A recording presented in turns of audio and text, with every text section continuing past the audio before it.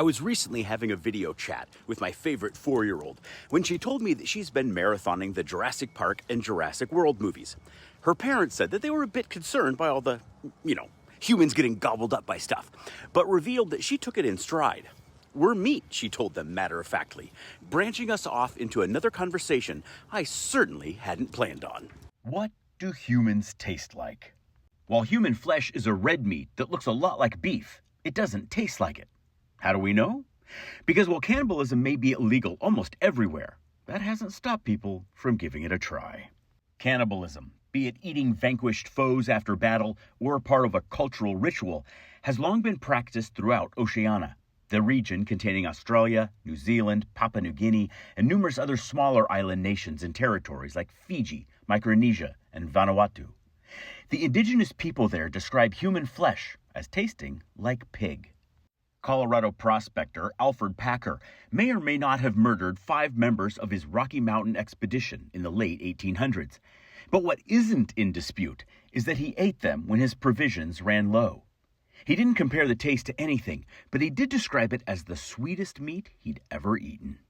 In the early 1900s, Fritz Harman, a German butcher, brutally murdered at least 24 boys and young men and sold their meat at the market as pork.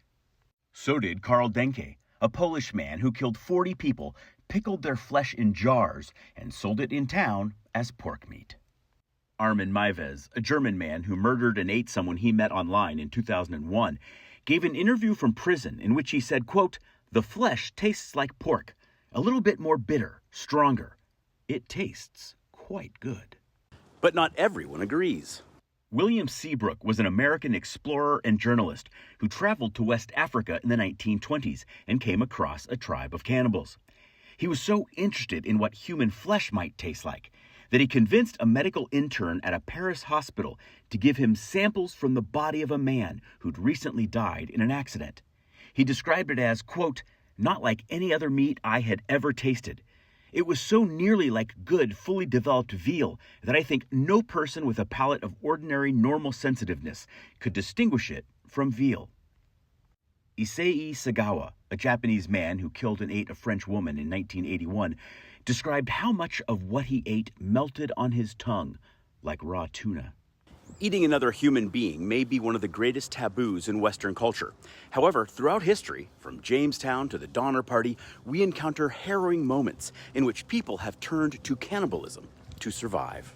One of the most contemporary examples was the crash of Uruguayan Air Force Flight 571 in the Andes Mountains in 1972. Popularized through films like Alive and The Society of Snow, the survivors lived for 72 days by eating their dead friends and colleagues. One survivor wrote in his memoir that human flesh was tough and tasteless. Obviously, how meat tastes depends a lot on which cut is sampled and how it's prepared. So the varying descriptions make sense. Frankly, I think it's a good thing we don't have enough information to come to a definitive conclusion. Oh, and if that wasn't disturbing enough, I'll leave you with this. There is no federal law explicitly prohibiting cannibalism in the United States. Stay curious, my friends.